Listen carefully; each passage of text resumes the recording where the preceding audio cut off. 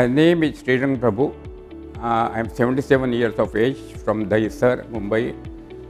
Earlier, I never used to read articles on cancer for two reasons. One, I was rather scared about the disease, and secondly, I felt it is not going to happen to me, so why read? But destiny had some different plans about me. It all started at the end of 2018. I was having some problem about swallowing the food. So my brother, doctor, who is a general practitioner, he advised to do some gargling, but problem persisted. Ultimately, I consulted Dr. Dinesh Vade from Borivali, ENT specialist.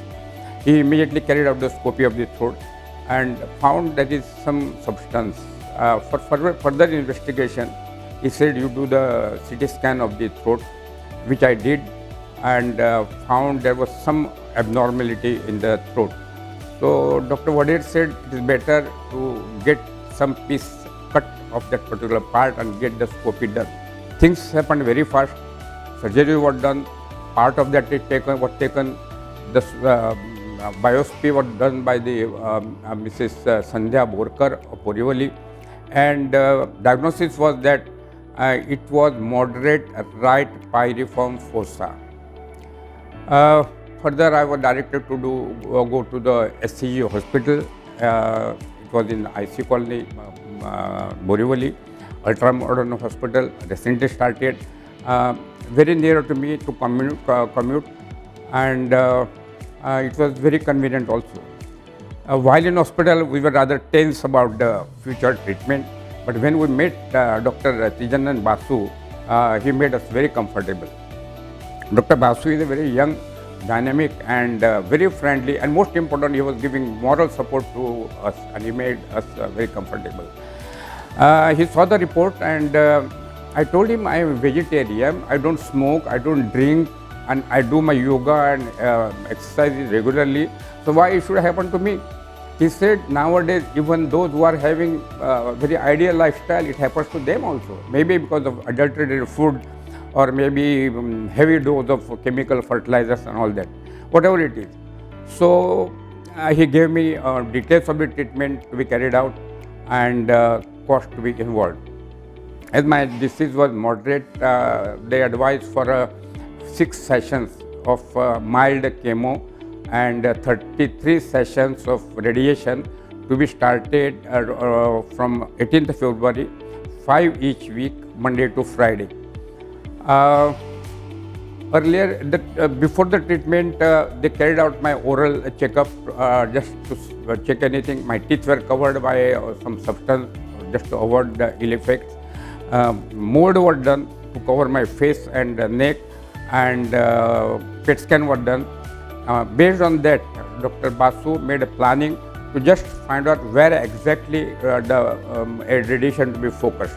Nowadays, that's a very good thing because the radiation is not fed elsewhere. So this started, and earlier I didn't have any problem, but things started happening. I was having throat pain.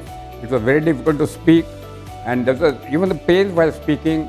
I could not eat the food, so ultimately a rice tube had to be inserted through my nose, and way I was losing the weight, feeling weak, and all this was happening later on.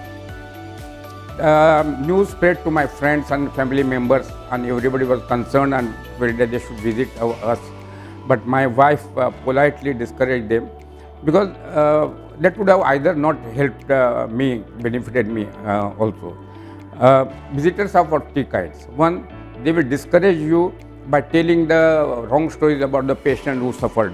Secondly, those who will advise you for alternate treatment. And thirdly, who are very positive and give you total moral support. So my treatments were over in first week of April, and in due course my rice tube was removed, PET scan was done, scopy was done, throat scopy, and all was well. Dr. Basu gave me the future course of treatment and regular interval to be carried out the scopy and PET scan. At this point of time, I must thank Dr. Basu, who was very, very cordial, friendly, and gave me total moral support and medical support. I also want to thank at this point Dr. Raina, Dr. Yash, Dr. Sarnagat, and all the hospital staff who were very friendly, very cordial, and very helpful. I also would like to thank my family and friends who stood by me during my trying times. I pray God that what I went through should not happen to anybody. But in case anybody suffers by it, I have got some advice to them. Few things.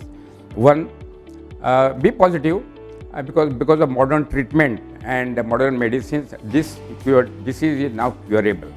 Secondly, go by the doctor's advice, medicines, diet, everything that has to be continued.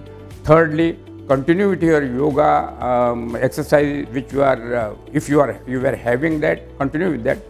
And fourthly, meditate and think in your mind that you are getting cured fast and this disease is disappearing.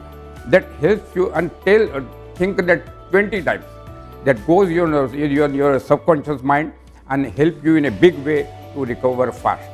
Ultimately, I only would like to say, Sarve Pisukina Santu, Sarve Santu Niramaya, Sarve Bhadrani Pashantu, Ma Kashchit Dukha Bhagavad.